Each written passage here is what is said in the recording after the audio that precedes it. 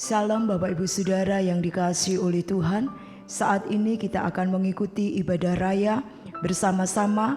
Itu sebabnya ada beberapa hal yang perlu diperhatikan ketika kita mengikuti ibadah raya ini. Persiapkanlah diri kita bersama dengan seluruh keluarga berkumpul bersama-sama dan kita mengikuti seluruh ibadah raya seperti kita beribadah di rumah Tuhan.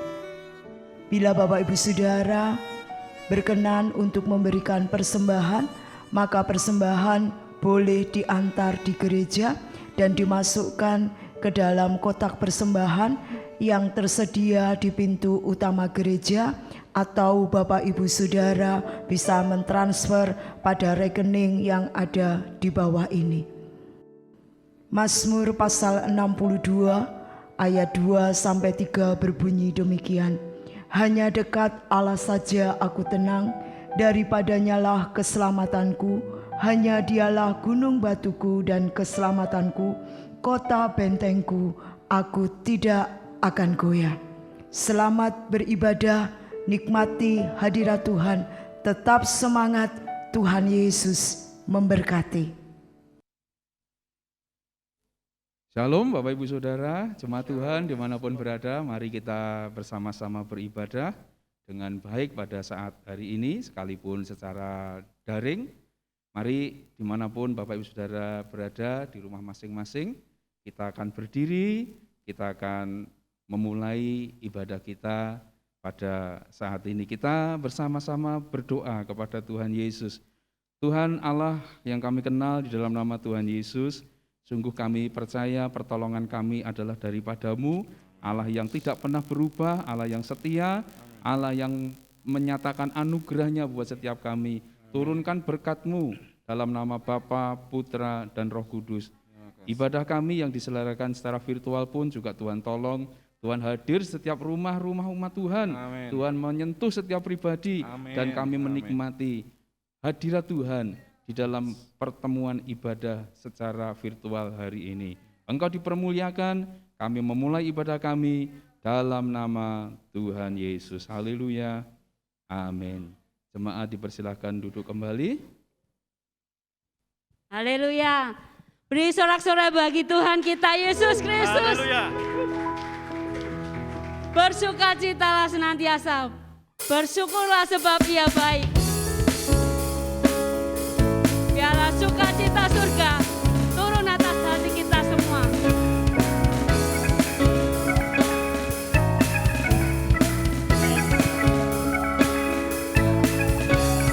Terima sukacita surga, itulah kekuatan bagi jiwa.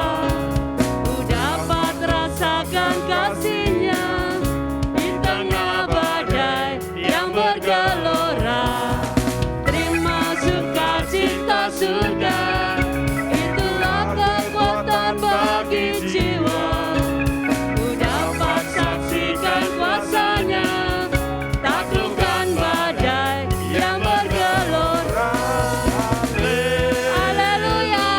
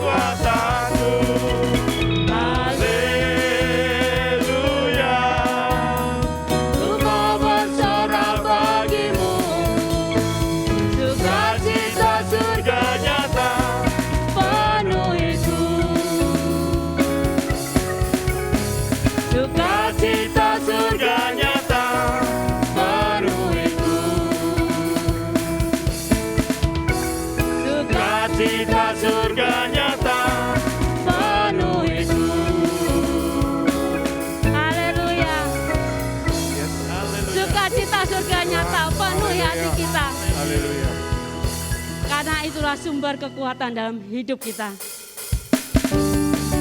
Tidak pernah ku ragu, kesetiaan Tuhan sungguh teruji dalam hidup kita. Amin.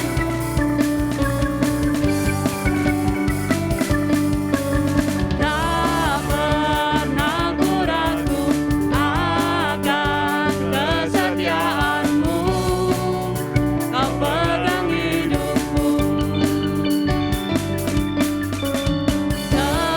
Sepenuh jiwaku ku yakin dan percaya, Kau tuntun langkahku, Yesus. Yesus Kaulah Raja dalam hidupku, Berkuasa percaya untuk selamanya. Hanya Kau Tuhan, Kau Tuhan, sumber kekuatan. sumber kekuatan. Kuasa-Mu tercurah bagiku senantiasa. Denganmu Tuhan, haleluya. Bukan berjalan dari kemuliaan sampai kemuliaan selamanya.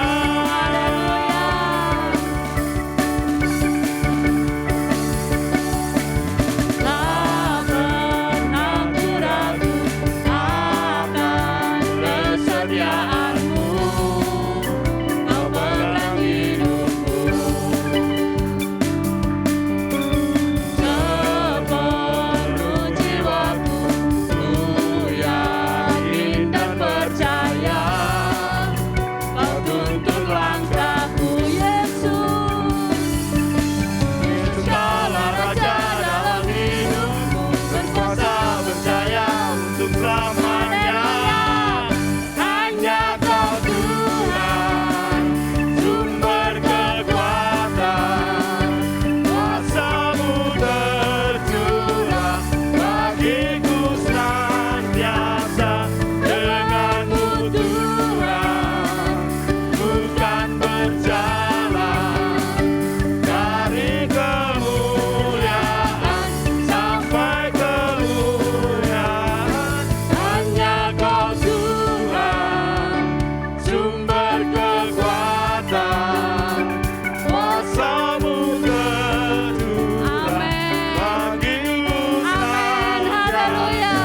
Denganmu Tuhan, bukan berjalan dari kemuliaan sampai kemuliaan. Hanya Kau Tuhan, sumber kekuatan. Kuasa-Mu tercurah bagiku senantiasa. Denganmu Tuhan, bukan berjalan dan amin, haleluya. Dari kemuliaan sampai kemuliaan, dari kemuliaan sampai kemuliaan, dari kemuliaan sampai kemuliaan selamanya. Beri sorak-sorak bagi Tuhan. Haleluya. Amin. Hanya dengan Tuhan saja kita mampu berjalan dari kemuliaan hingga kemuliaan. Amin, saudara. Amin. Amin. Hanya dekat Allah saja hati kami tenang. Engkau yang menyertai setiap jalan-jalan kami, Tuhan. Engkaulah perlindungan dan keselamatan bagi kami.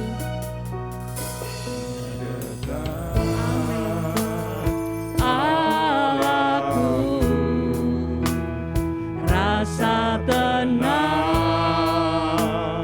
hatiku, Kau sertai jalanku. Sepanjang hidupku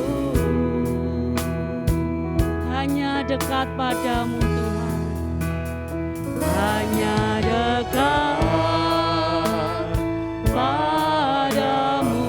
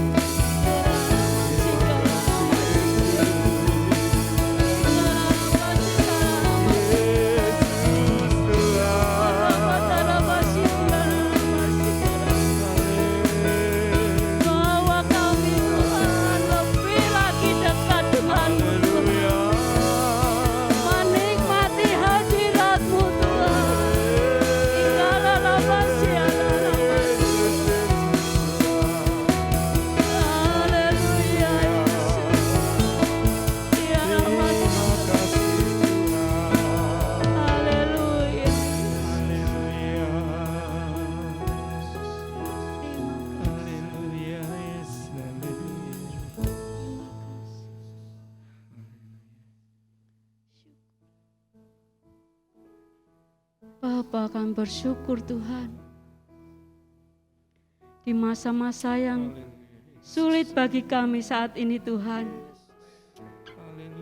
Ajar kami Tuhan, untuk kami selalu rindu dekat dengan Tuhan. Amin, amin, amin. Rindu untuk menikmati hadirat Amin, Tuhan. amin, Yesus. Amin. Karena dengan tinggal di dalam Tuhan, dekat dengan Tuhan, Haleluya, Yesus. hati kami tenang Tuhan. Amin, amin, Yesus. Terima kasih Bapak, terima kasih. Syukur Tuhan buat kasih-Mu yang luar biasa. Amin. Yesus, terima kasih. Biar setiap pujian penyembahan kami ini boleh layak dan menyenangkan hati Tuhan. Yes. Terima kasih Bapak, terima kasih bahwa kami lebih lagi Tuhan. Kami rindu untuk mengerti akan firman-Mu Tuhan. Bahwa untuk kami ini Tuhan, setia mendengarkan firman-Mu. Juga kami setia melakukan firman-Mu Tuhan. Biarlah Engkau dapati setiap kami ini Tuhan, layak di hadapan Tuhan. Hidup kami ini boleh berkenan di hati Tuhan. Urapi hamba-Mu, urapi kami semua Tuhan, yang saat ini mendengarkan firman-Mu.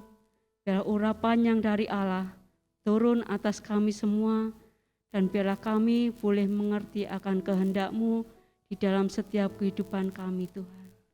Terima kasih Bapa, kami sambut firman-Mu hanya di dalam nama Tuhan Yesus. Haleluya. Amin.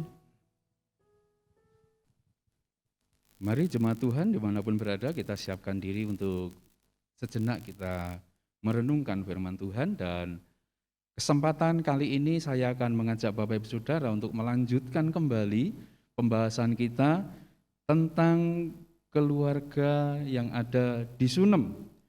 Minggu lalu kita bahas kasus keluarga di Sunem, dan melalui kisah ini kita belajar, kalau Bapak Ibu Saudara teliti, kita punya 2 pelajaran penting. Yang pertama, mereka yang mengasihi Tuhan dan punya anggapan yang benar. Maksudnya keluarga ini punya anggapan yang benar, punya hati yang benar kepada Tuhan. Dan dia memiliki pemandangan bahwa setiap kekayaan, kepemilikan, itu merupakan anugerah Tuhan. Mereka keluarga yang mengasihi Tuhan. Dan ditunjukkan dengan memakai kekayaan itu untuk membantu pelayanan Nabi Elisa. Dari situ kita diajari tentang supaya saya dan saudara jangan menjadikan kekayaan itu kita pergunakan sebagai alat yang untuk mementingkan kepentingan diri sendiri. Tetapi pakai semua itu untuk menopang pelayanan, menopang pekerjaan Tuhan, dipakai untuk mempermuliakan Tuhan. Dan yang kedua, melalui keluarga Sunem ini kita telah belajar tentang kehidupan yang mempercayai, meyakini akan firman Tuhan. Janji Tuhan, firman Tuhan yang diberikan secara khusus kepada kita, harusnya kita yakini, kita percaya, dan kita nantikan dengan iman, kemudian kita akan melihat hal itu akan terjadi dalam kehidupan kita. Itu yang kita simak di minggu yang lalu, dan secara singkat pada pagi hari ini bersama-sama, kita akan melihat kisah lanjut dari keluarga di Sunem ini. Dan dari kisah ini kita mempunyai 3 kebenaran yang dapat kita terima. Mari kita bersama-sama membaca Alkitab di dalam 2 Raja-Raja pasal 4 ayat 18, 19, dan 20.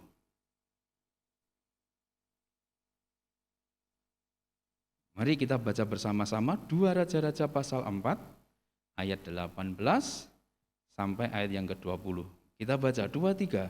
Setelah anak itu menjadi besar, pada suatu hari keluarlah ia mendapatkan ayahnya di antara penyabit-penyabit gandum.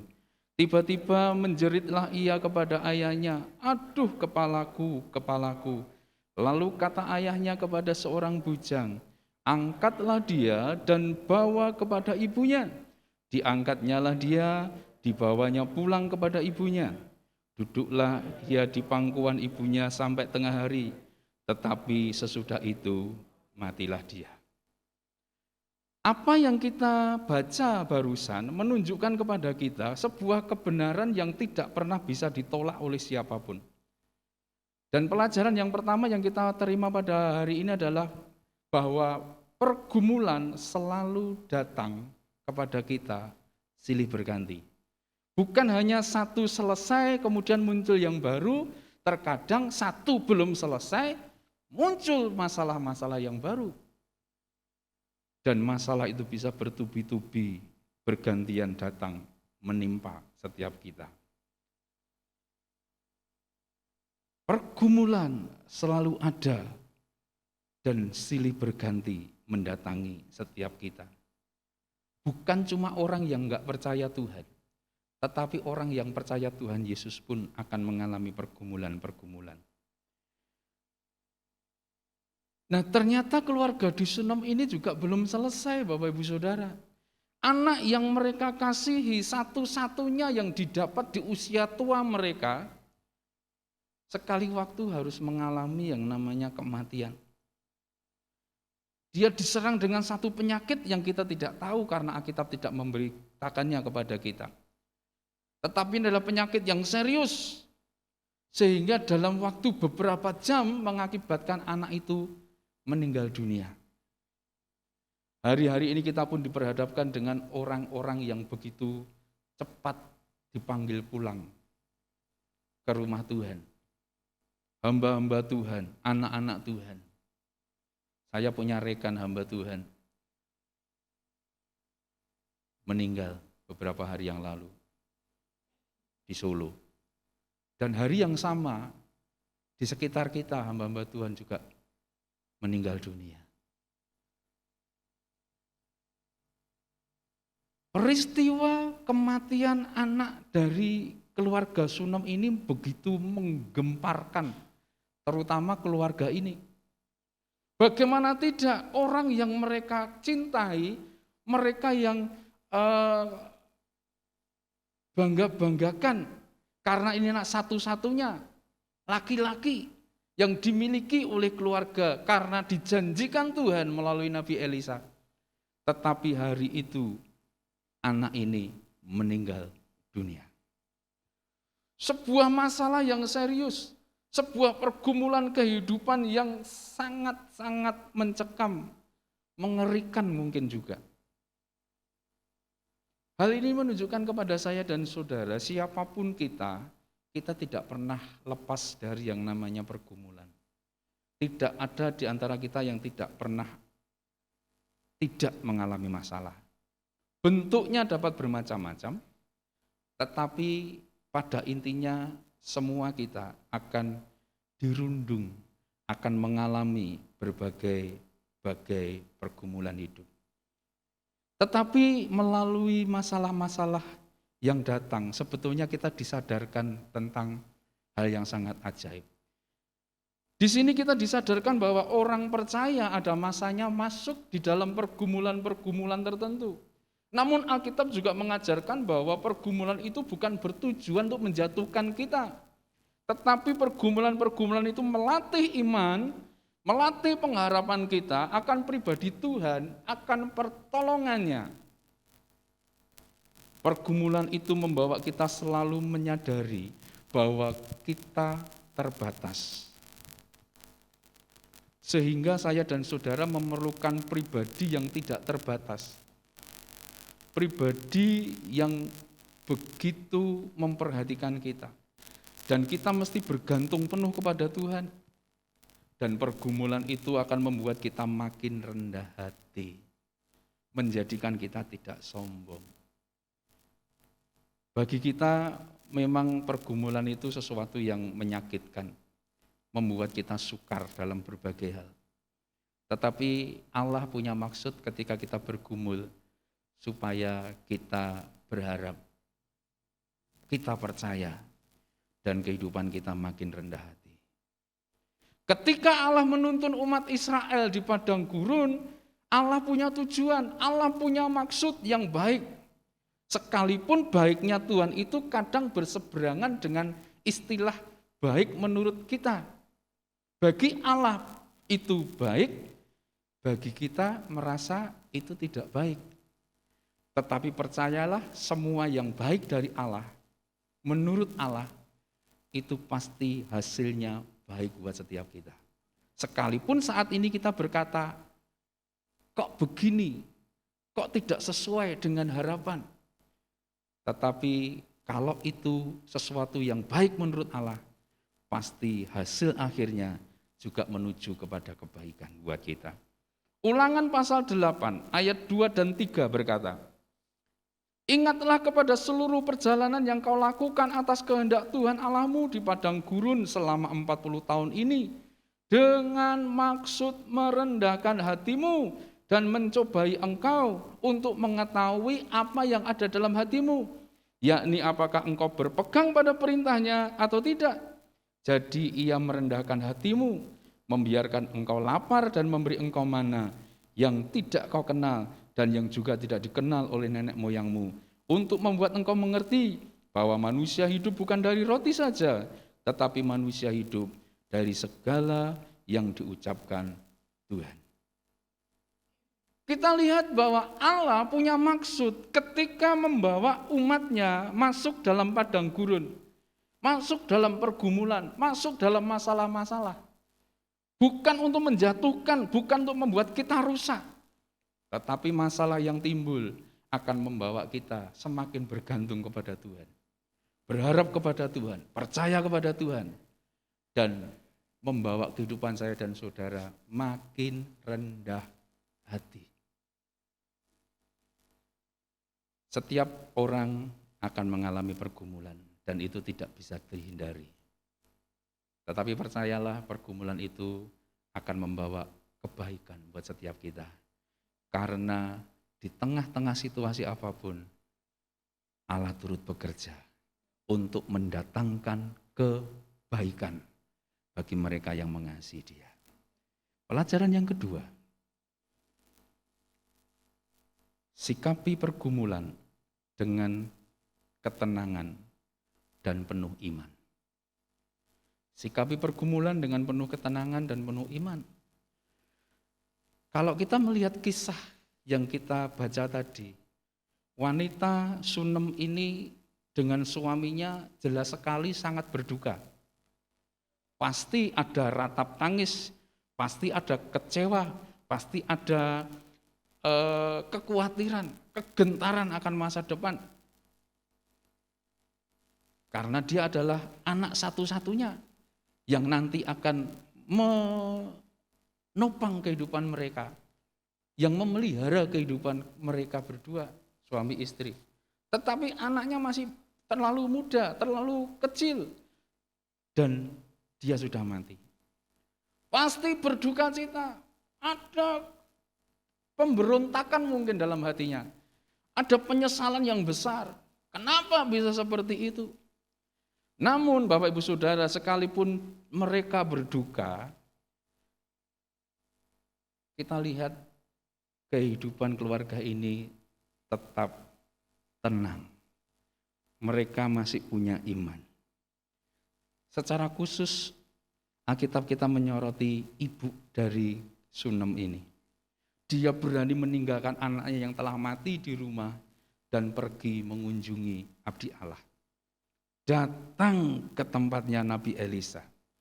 2 Raja-Raja pasal 4 ayat 23 dan 26.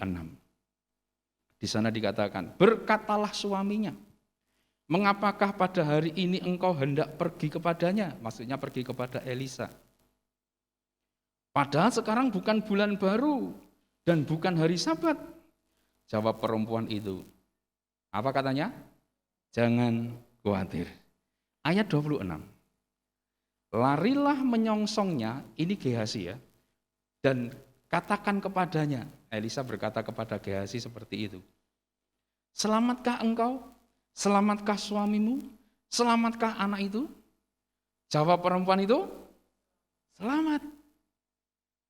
Di balik kegelisahan, duka cita yang dalam, tapi wanita ini masih memiliki sikap dalam menghadapi pergumulan, dia tetap bisa tenang. Dan dia masih memiliki iman. Dari 2 ayat yang kita lihat tadi, Ibu Sunem ini menunjukkan ketenangannya, menunjukkan imannya saat menghadapi permasalahan hidup. Terbukti dari ucapan kepada suaminya, terbukti dari ucapan kepada Gehazi yang disuruh oleh Nabi Elisa. 2 kata yang diucapkan oleh ibu ini sangat luar biasa. Kata yang pertama adalah jangan khawatir, dan kata yang kedua adalah selamat. Anak yang menjadi harapan masa depan keluarga ini satu-satunya meninggal dunia. Tetapi dia masih berkata kepada suaminya, jangan khawatir. Dan ketika ditanya Gehazi tentang anaknya, dia pun menjawab, selamat. Ketika saya membuka Alkitab dalam bahasa asli, dalam bahasa Ibrani, 2 kata ini ditulis dengan 1 kata dalam bahasa Alkitab kita. Dalam teks bahasa Ibrani ternyata 2 kata ini memakai kata yang sama, yaitu shalom. Wow, unik sekali. Dan ternyata sangat luar biasa. Kata shalom itu mempunyai banyak makna. Dan makna yang terkandung di dalam shalom itu juga seperti yang diucapkan oleh ibu ini. Tidak khawatir, selamat. Perkataan ibu ini sungguh ajaib Bapak Ibu Saudara. Dia menunjukkan ketenangan, menunjukkan hidupnya penuh iman dalam menghadapi pergumulan. Kalau boleh dikisahkan secara ringkas, didramatisir begitu, ketika suaminya juga kalut, suaminya berduka, istrinya malah pamit. Pak, anakku tunggunan gitu mungkin ya, anakmu tunggunan. Jangan kemana-mana, jangan bilang dulu ke siapa-siapa, aku mau datang ke tempatnya Nabi Elisa. Loh ini kan bukan bulan baru, ini kan bukan hari Sabat. Kenapa kamu datang? Tidak apa-apa, pokoknya aku mau ketemu dengan Nabi Elisa. Dan istrinya berkata, sudahlah Pak, shalom, damai pokoknya, jangan khawatir. Di balik kegelisahan, di balik ketidakkaruan hatinya, mungkin ketidakkhawatiran, dia bisa berkata jangan khawatir. Dan ketika ketemu dengan abdi Allah Gehazi, ibu ini bisa berkata, anakku selamat. Shalom. Dalam damai Tuhan. Ini perkataan iman yang begitu luar biasa. Nah, jemaat yang dikasih Tuhan, mari kita juga sama-sama belajar bahwa kehidupan kita tidak akan pernah lepas dari pergumulan. Tetapi ketika pergumulan itu datang menimpa kita, mari kita belajar bersama untuk menyikapi pergumulan itu dengan ketenangan, dengan shalomnya Tuhan. Dan kita akan melihat hasilnya, pasti yang terbaik buat kita. Tentu terbaik menurut ukurannya Tuhan. Terbaik di mana Allah yang akan menjaminkan hal yang baik itu terjadi dalam kehidupan kita.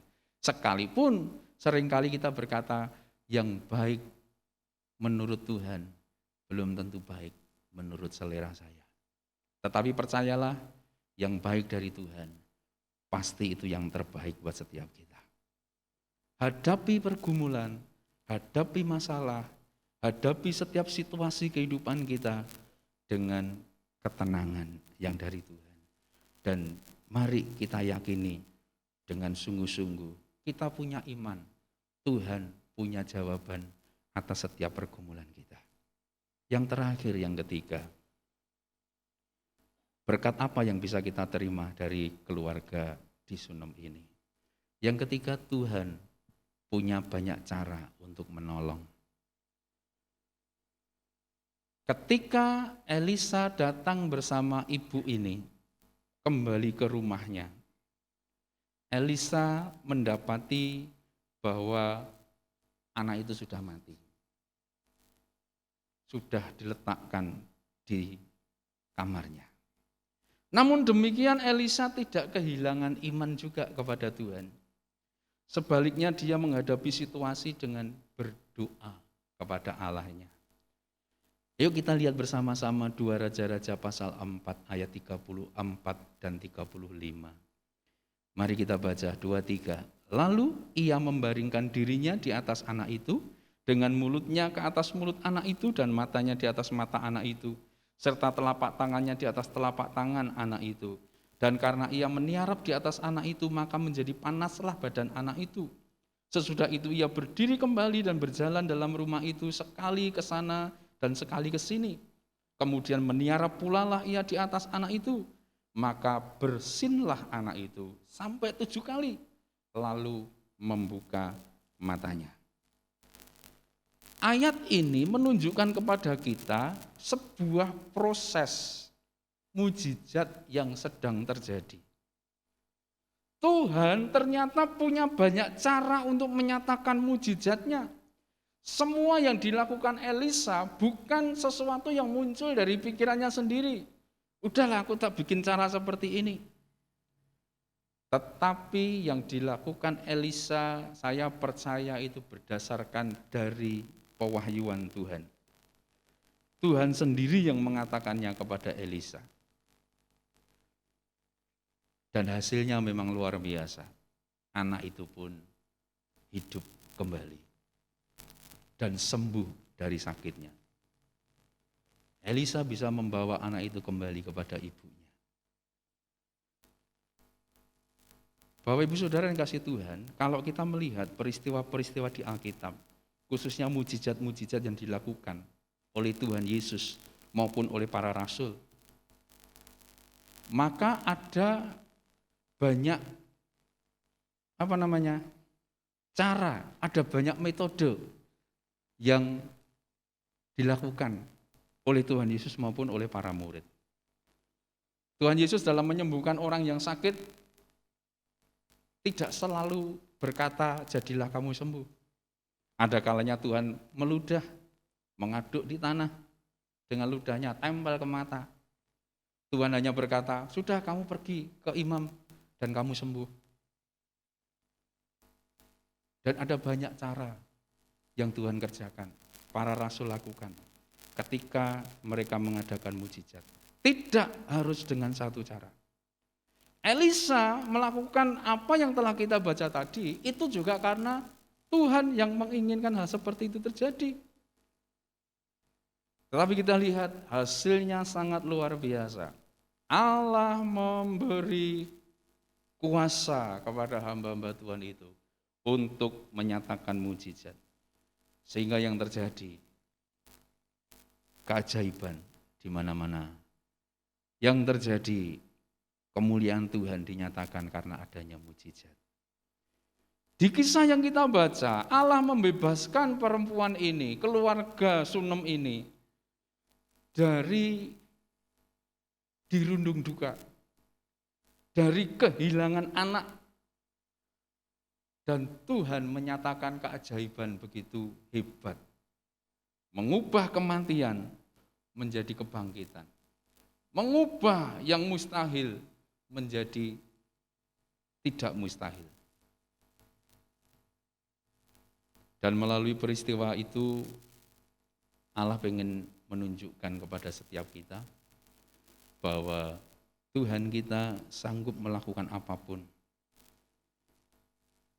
membuat keajaiban apapun dalam kehidupan kita. Terlebih saya dan saudara yang tekun mencari dan mengandalkan Tuhan. Hal yang sangat indah, hal yang sangat luar biasa, hal yang sangat istimewa dikerjakan Tuhan. Ini merupakan peristiwa-peristiwa yang adikodrati, di mana sesuatu yang tidak mungkin Allah mengubahnya menjadi sebuah kemungkinan, bahkan kepastian. Ada keajaiban, ada mujizat, ada perubahan. Bapak Ibu Saudara yang dikasihi Tuhan Yesus, bagi Tuhan untuk melakukan mujizat itu sangatlah gampang. Hanya saja seringkali kita yang sulit mempercayai.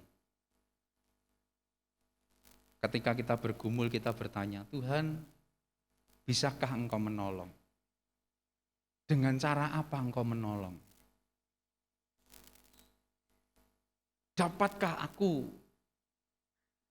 memperoleh keajaiban daripadamu Tuhan? Dan seterusnya, dan seterusnya. Sebetulnya bagi Tuhan itu sangat gampang untuk menolong dan menyelamatkan. Yang membuat sulit itu karena kita tidak mau percaya. Tapi juga yang membuat mujizat itu terjadi menurut selera kita. Karena Tuhan punya kepentingan atas setiap pergumulan kita. Tuhan pengen mengubah hidup kita lewat pergumulan-pergumulan. Dan Tuhan mau kita berproses bersama dengan Tuhan. Akhir dari pembahasan kita pada hari ini, Bapak Ibu Saudara yang kasih Tuhan, di dalam kehidupan kita, saya dan saudara pasti menghadapi pergumulan-pergumulan. Dan pergumulan itu sebagai realita, dinamika kehidupan. Namun firman Tuhan hari ini mengingatkan kita supaya ketika saya dan saudara bergumul, ada dalam masalah-masalah, ayo kita hadapi pergumulan itu dengan sikap tenang, lalu penuh dengan iman kepada Tuhan. Pergumulan memang harus kita selesaikan. Masalah harus kita selesaikan, tapi mari kita kerjakan, mari kita selesaikan dengan cara Tuhan. Selesaikan dengan ketenangan, hati yang berserah kepada Tuhan, lakukan dengan iman, dan Tuhan akan punya solusi buat setiap kita. Kita pasti tidak akan pernah dipermalukan. Apapun masalah yang kita hadapi, Tuhan punya solusi. Sekalipun solusinya tidak seperti yang kita mau, tetapi yakinlah bahwa solusi dari Tuhan itu yang terbaik buat setiap kita. Allah kita adalah Tuhan Yesus yang memiliki banyak cara untuk menolong, untuk menyelamatkan, untuk membebaskan kita. Untuk itu setiap kita jangan batasi cara Tuhan bekerja. Tuhan mau kita percaya saja dan izinkan Dia bertindak atas kehidupan kita. Biarlah bagian Tuhan itu mengerjakan untuk menyelesaikan buat kita. Tugas kita, ayo kita lakukan dan kita percaya. Bergantung kepada Tuhan. Ini kebenaran-kebenaran yang bisa kita lihat pada hari ini. Kiranya renungan singkat kita boleh mengantarkan kita semakin mengerti bahwa setiap kita pasti bergumul. Dan mari kita hadapi pergumulan dengan ketenangan dan penuh iman. Dan tetaplah percaya, Tuhan punya cara untuk menolong kita. Tuhan memberkati. Amin. Tuhanku berkuasa.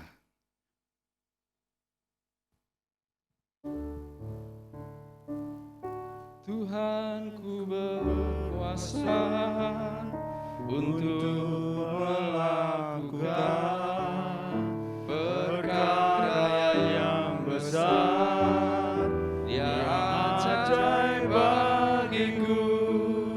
Tuhan berkuasa untuk memberikan kemenangan besar di dalam hidup. Mari kita berdiri, Bapak Ibu Saudara. Oh,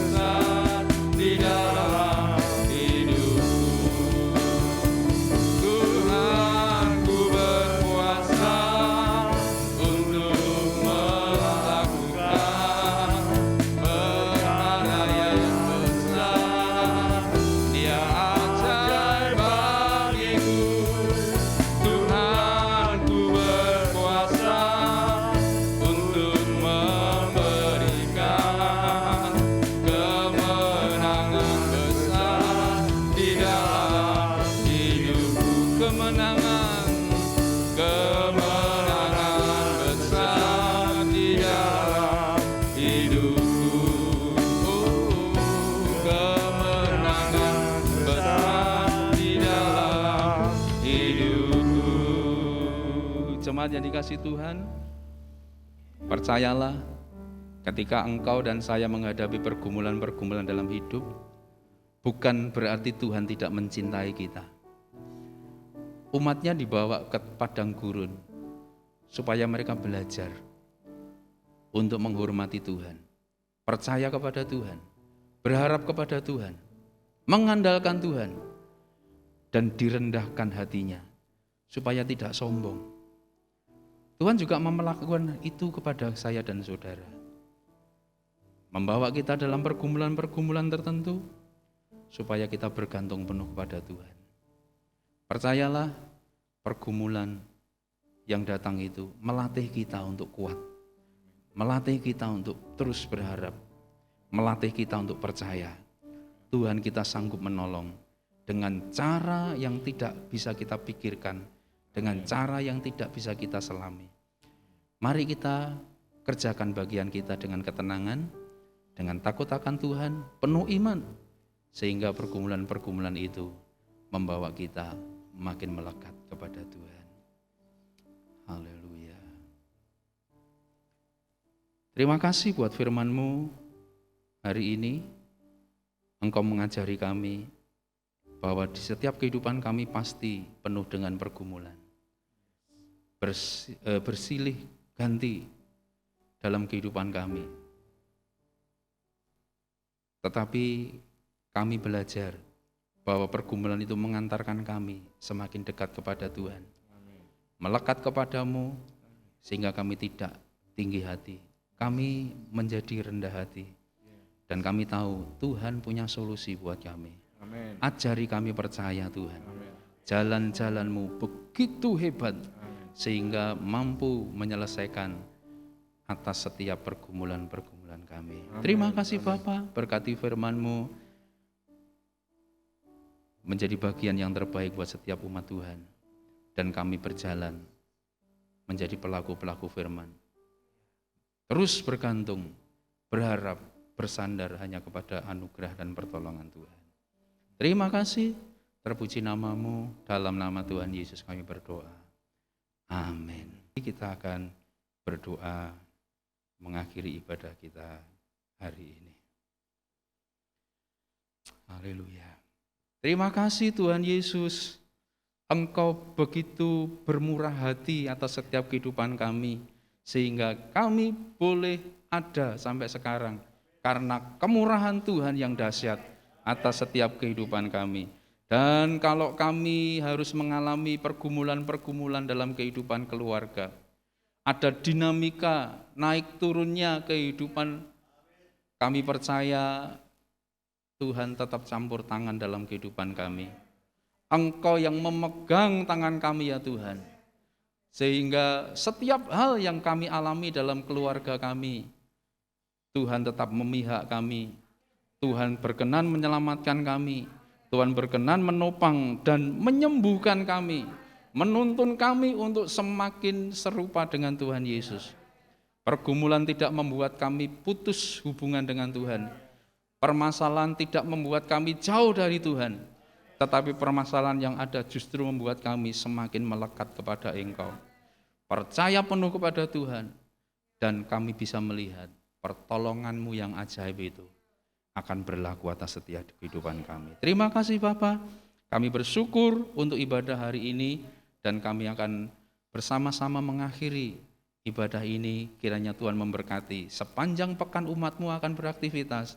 Lindungi, jauhkan dari bencana, jauhkan dari sakit penyakit, dan anak-anak-Mu yang hari ini sakit Tuhan tolong Tuhan, jamah Tuhan sembuhkan.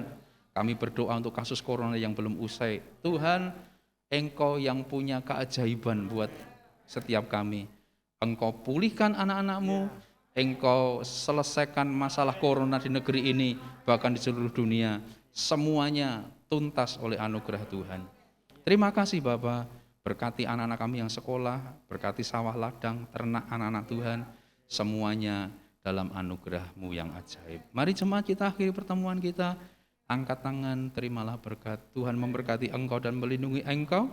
Tuhan menyinari engkau dengan wajah-Nya dan memberi engkau kasih karunia. Tuhan menghadapkan wajah-Nya kepadamu dan memberi engkau damai sejahtera dalam nama Tuhan Yesus.